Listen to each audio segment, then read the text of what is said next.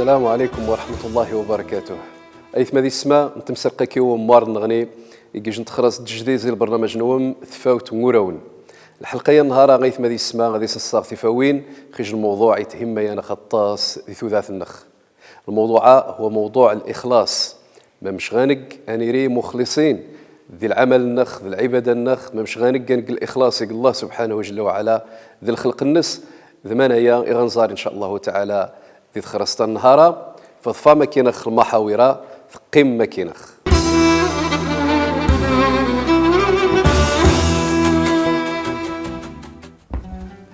سي عمر انا نزا غير نسكر وحدي يخصك اتسكاتي الخدمه غير كي اللي تلقى كي ولا ويض تنداطر بحرا بزاف وصلت لي بزاف الاخلاص يخصو لا بد تيري غنقولنا لانه الشيطان يتاذف ذكورة ون العباد وذي يجيبوا الإخلاص. ما جانش انت فراس يوذن تيري المخلصين يزميد فعلا ارتعمان المعاملة نس القيمايات.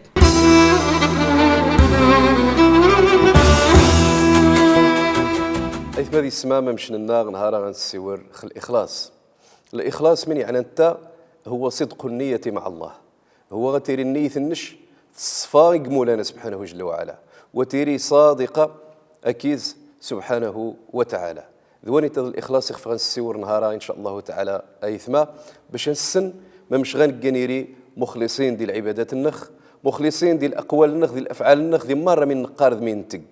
يخص مرة من نقارض من تق أذيري خالص لوجه الله الكريم بمعنى وزيس نخص الدنيا وزيس نخص شان حاجة النغني بال ربعض الصالحين يوض زيسن الإخلاص رمي ذور نقان بأنه قنشين العبادة غير تقيق مولانا وتجبون نتقيت باش هذا نخيق مشان دي الجنة وها وإنما نتقيت باش خنخياض انت نتقيت باش تنزار انت سبحانه جل وعلا لدرجة أن ربعض تغقان أسيد ربي قوة جبون عبذيش باش أخان خفاضي إذا خثق ذي الجنة نيخن عبذيش لأنه نقذيش إذا خثق ذي جهنم وإنما نعبذيش لأننا نتحباش الإخلاص ذواني تغيذا خي السكوضن غد درجة يثانيتا درجة الحب مولانا سبحانه جل وعلا. والله سبحانه جل وعلا غيث مذي السماء يمارى نخ باش أنقل الإخلاص ذي آيات كثيرة من ذلك قال الله سبحانه جل وعلا في سورة البينة وما أمروا إلا ليعبدوا الله مخلصين له الدين مخلصين له الدين. كذلك هذه سورة الزمر الله سبحانه جل وعلا قرنخ إنا أنزلنا إليك الكتاب بالحق فاعبد الله مخلصا له الدين. يسورك النبي صلى الله عليه وسلم يسورك كينخ يقارخ باش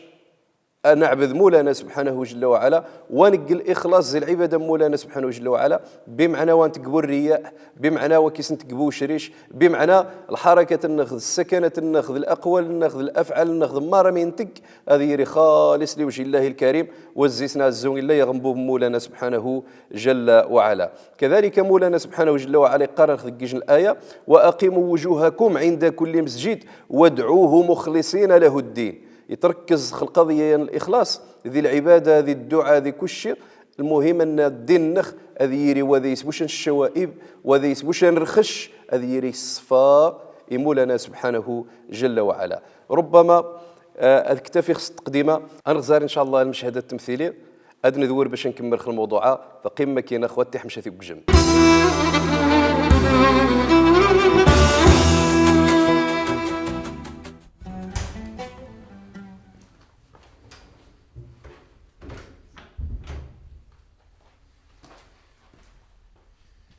واه توش كي ديالك لي مشكاية مالك مشكايات فوق ديال ما الساعة 3 فوق يا تقيت هو عيونك كويس انا حتى كي تيزينا كيسوس من تفاضيس يزرك ربي ازورتو عن رئيس يسقساكيك سي عمر سي عمر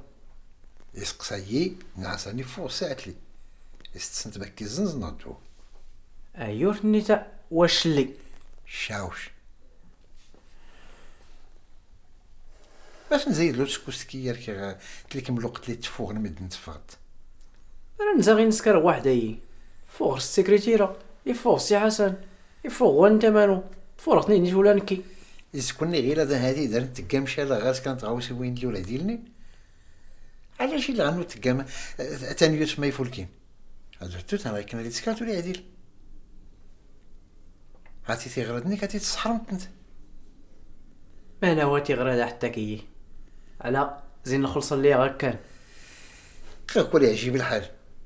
دي ميسيوني زيركو يغو كانوا تعجيب الخلصه صافي دي ميسيوني تسجلت ماني يضني تاج تولي راني نخدم هاد الخدمه تاعك كنا نتكلموا لي عديل اودي مال داك النيغ سكر غيا دغيكا هو درت هان تيغردنك باش تتحلوت يخصك تسكاتي الخدمه غير كي اللي تلقى كي ولا ويض المواطنين لو نتخلص عاتيني مو تقدم من اغراض الناس غينا يخاصها عن تكوس تاركي قلت لك من الوقت اللي تفوت إز الرئيس هاد اللي في كيكرا الملف فينا كعدليت اودي ورديان هلي ومنها ودواسط كاع هو جماعة ديت سمعت لنا دركي يصبح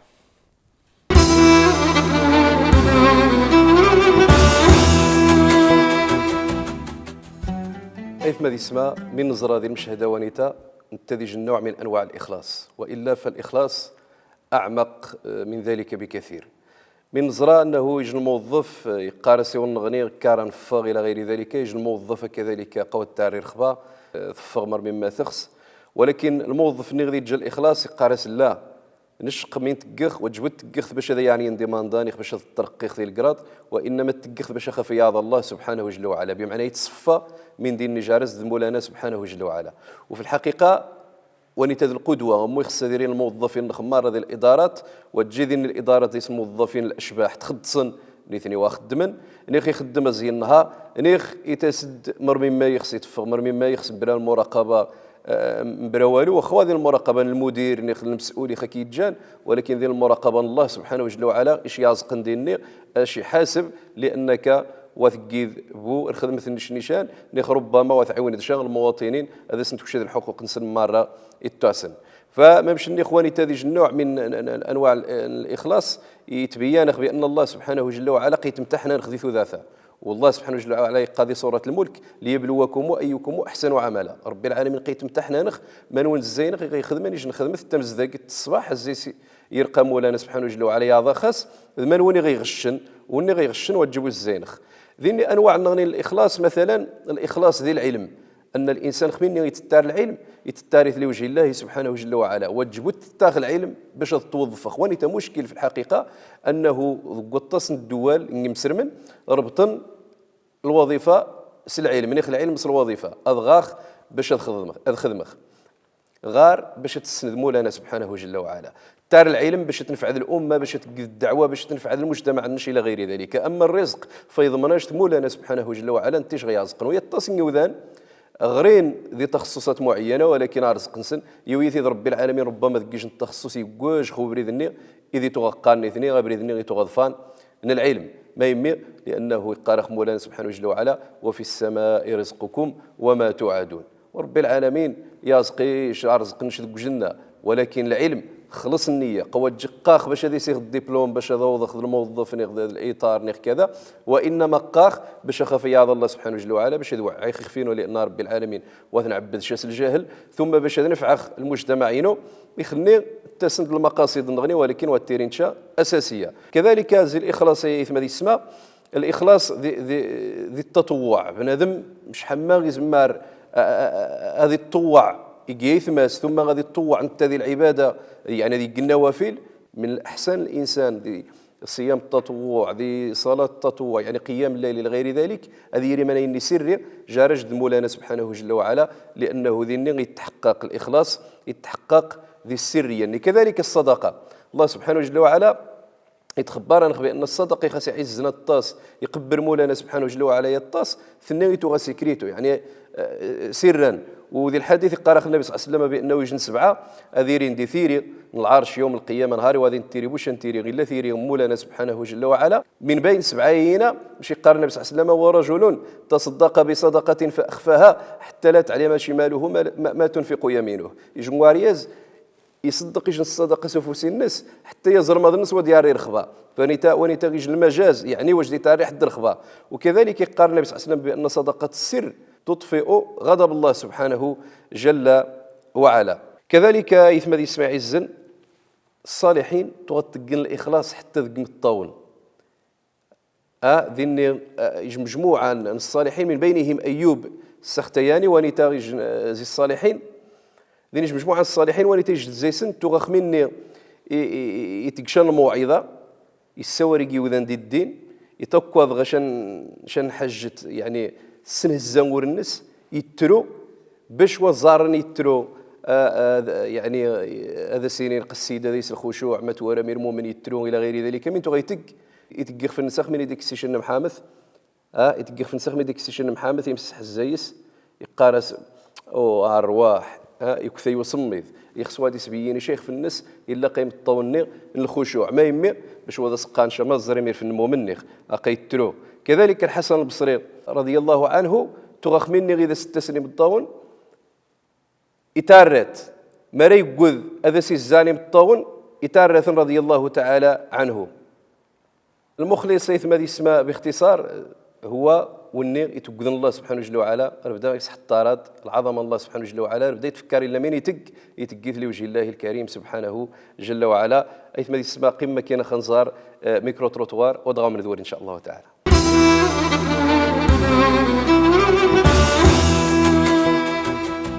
الاخلاص جان يعني جن مسراش تنقران كيدينا يا الحاج اللي تبان غوفكان يعني التعامل تلقى واجبه نقرك ضربي نقرك دميد يخص اديري غرب مخلصه اكطوينو اكباغازينو اك الفاميليينو مرض الاقاربينو يعني تنفاق تكسور تسكدو يعني ادي السكرت كله غير الحوايج اللي فولكين يخص ولا بدا تيري غانا قورنا نقي حياتنا قيت نتعيش لبدا يعني نقي الخدمات لاقي مره مسريين الاخلاص قي ديننا غاك سيدي ربي الاخلاص قي ودان العلاقات جارسن يحضحي كاع بنادم مخلص سيدي ربي هاتي رايت زالت نسهلوق رايت تازوم راه يسكر الحسنات يعني رايت صداق رايت تهلو حميد وريسكر إيجار. الإخلاص يقع الأساس لأي شيء المجتمع لإصلاح المجتمع.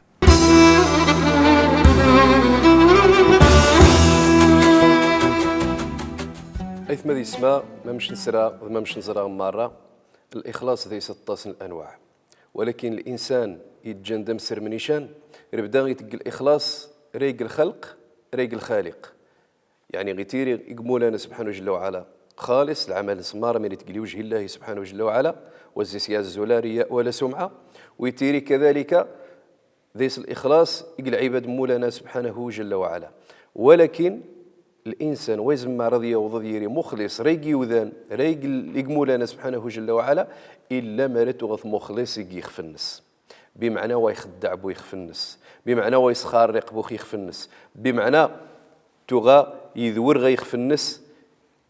يسن من يعزو غادي يري ذي ثلاث يسن أبريد ذي السكوضن غا ثداثي سبحان دي الآخرة غا الجنة إن شاء الله تعالى. والإخلاص يثم ذي اسماء ذي سجن الفضل ضم قران الإخلاص أمزوارو أن التغيشي تنجان زي الغواية الشيطان لعنه الله لأنه نشين السن بأن العدو النغم قران من يعني هو إبليس لعنة الله عليه نتاغي دي السهوان الوالدين نخزي الجنة ويظفر نخذني تاس الغواية يتذفزي ثواث الشهوات نخزي ثواث الشبهات باش هذا نخي الصفغ خو بريد إذا خيار سمو لنا سبحانه جل وعلا خل حجة البيضاء اخفذ خجة نبينا صلى الله عليه وعلى آله وسلم من إذا غياوي غو بريد الغواية الضلال والعياذ بالله تعالى. الله سبحانه جل وعلا من يقار ذي القرآن الكريم يسور الشيطان رمي ذين غي الزوج الناس قال فبعزتك لأغوينهم أجمعين إلا عبادك منهم المخلصين ورواية قرأت المخلصين بمعنى أقم مرة أسيد ربي تزجس العزة مولانا بأنهم مرة غدا خي غوا مرة غدا نخي الصف خبريض مرة غدا خي يوي جهنم مرة غدا نخي الشنع الربح ذي الدنيا أرغانا في خف النغض قنضر نندام إلا العباد مولانا سبحانه جل وعلا. الناس عبادك يسن الله يناد العباد مولانا وهذا سن يزمى هم يزمى إني يخضعنا ديرين دي سمغان النسنتا دي سمغان إبليس لعنه الله وجي ودي سمغان مولانا سبحانه جل وعلا إلا عبادك منهم المخلصين، يعني المخلصين إذا جاء الإخلاص ديال العبادة نسن لوجه الله سبحانه جل وعلا. كذلك الإخلاص أيها الكرام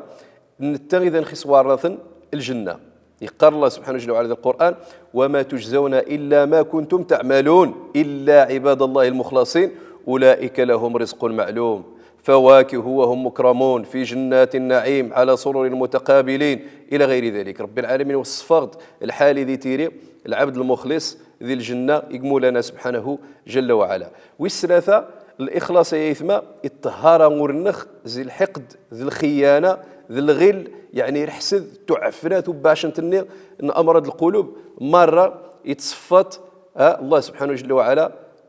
السبب من الاخلاص. والنبي صلى الله عليه وسلم يقرأ في كيش حديث ثلاث لا يغل عليهن قلب امرئ مسلم: اخلاص العمل لله والمناصحه لائمه المسلمين ولزوم جماعتهم فان دعوتهم تحيط من ورائهم. يقرأ شينا حوايج ثلاثه يا مريت تمسك زيسنة العبد خاصة الإخلاص ورنس بدا غيتيري الصفا ورنس وذي سيتيري واش النهراش بمعنى غادي ينجم إن شاء الله تعالى من عذاب الله تعالى. كذلك ذكيش الحديث النغني يتبين غديس النبي صلى الله عليه وسلم بأنه الإخلاص ذو الندى بريد النصر. مرنا الزو ننتصى مرنا الزو نعبح مرنا الزو الله سبحانه جل وعلا غدا نخي ينصارخ الظالمين هذا خي ينصارخ نفس الشتنخ هذا خي ينصارخ الشيطان لعنه الله. فلا بد نيري زي المخلصين لأنه الشيطان يتاذف ذكورة ون العباد وذي يجيبوا الإخلاص. ذي الحديث من قال النبي صلى الله عليه وسلم إنما ينصر الله هذه الأمة بضعيفها بدعوتهم وصلاتهم وإخلاصهم. قصيدة ربي غير نصار الأمة يا سوني غير توارم كني ضعيف ما يمي لأن الضعفاء أني غادي يتميرنا الطاس باش أذدعان مولانا سبحانه جل وعلا الدعوة نسن ثم الصلاة نسن ثم ذي الإخلاص نسن. نتا الله سبحانه جل وعلا غادي نخفق انقل هذه الضعفاء انقل الاخلاص يقل عباد الناس ماره ما مشكيس غنقل الاخلاص نتاغي ان شاء الله سبحانه جل وعلا. حيث ما هذه السماء قمه كاين خنزا ميكرو تروتوار انزاري سقسان نقيث مثنخ ودغاو من ذوري ان شاء الله تعالى.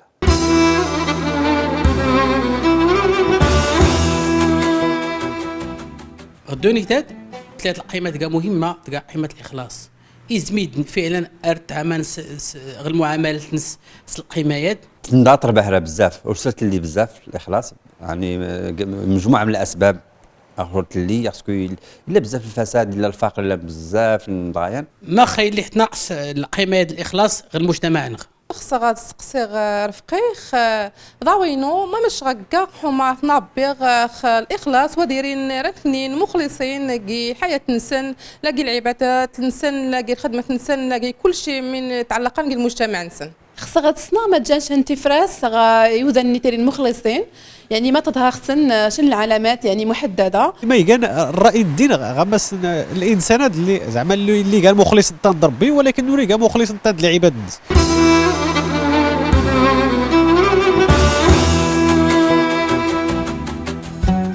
حيث ما يسمى مشنا بأن الإنسان مسرم نبدا خصها غادي يري مخلص يقول الله سبحانه جل وعلا غادي يري مخلص يجيوذان غادي يري مخلص ذي من يقار ذي من يتك لأنه مسرم مرتو غث مخلص قا ينقر الإخلاص يثار وقت النس ذي يوذان أمارة. وثاني تنجم مسألة مهمة أنه ثار وقت النخ النابة خل الإخلاص النابة ممش غقن أذيرين المخلصين دي العبادة نسن ذي الصلاة نسن ذي الصيام نسن ذي مرة ذي المعاملة نسن كذلك يجيوذان. ولكن أفضل طريقة يزيغان عبا ثاوى النخ خل الإخلاص والجيشة هذا السقاد سقموم يروحق نغواتك يعني غادي تسكشد الأوامر الأسلوب التربية ويطاب بيشا ني غاد تسكوذ ني غاد تكثذ ني خاص غيوذ ني غاد خاص ذاك الشوط إلى غير ذلك لا إنما أشي توارى شك مخلص هذه توارى تقذ من تقاذ بمعنى الأقوال نش أذيرين مشنو الأفعال نش. مثلا ميش وجي غدا السيني تسوق موس خارق شكي توارى شي لا تسخارق باش ناوي الجنس قاق بنت خاص ذي ثواث الناس يميس روح خزاوي ذي إناس قبابة وهذا بويجي رومي ميس يروح هذا يازم ويصير بودي يسخارق ذا حنجارة مزيان يازم ثواث ناس ما قاذين نباباش الناس قين نجبابة وهذا بوجيخ يسلم ذا سخارق يروح انت يفضح باباس ما يمي لانه يعبث قيش التربيه يخارقا كذلك ميش وذا سقاشا امي قد خند عفان قيت قيل هرش ذمان اقيناق اقا حرام الى غير ذلك شك تشعد قارو يخز ذاك افضل درس تستكشدي ميش هو انك شك وتكميد شا ما ريزريش وتكميد خدني غاش يمن غاك يسر اما ما ريزريش تكميد واش كثنا هيذ خلفي علني واش يتي من شاي قارس ما حرير خص حرام خافيه من تغين فعيث الشواهي غيضار الى غير ذلك لانه يتيري اذا حنجره مزيان فالاخلاص هو غطابي ذميش العمل وتجيبو قولوها ثم يخص الاخلاص هذا يسيري الصواب معناه الصواب هذا يري موافق للسنه العمل نش يري مخلص وخالص لوجه الله الكريم باش يقبر ومارتو غتقيد ديس الاخلاص ولكن ويجيش موافق السنه يعني يجن العمل حرام يجن العمل ذعفان يجن العمل واحرين غير معتبر ذي الشرع الى غير ذلك والزكي يقبرش الله سبحانه جل وعلا لان من شروط قبول العمل ان يكون صوابا وان يكون خالصا الاخلاص وحدث لا يكفي مروان بالصواب والصواب وحدث لا يكفي مروان بالاخلاص والنبي صلى الله عليه وسلم يقال ذي الحديث يتجن معروف اصل ذي منايا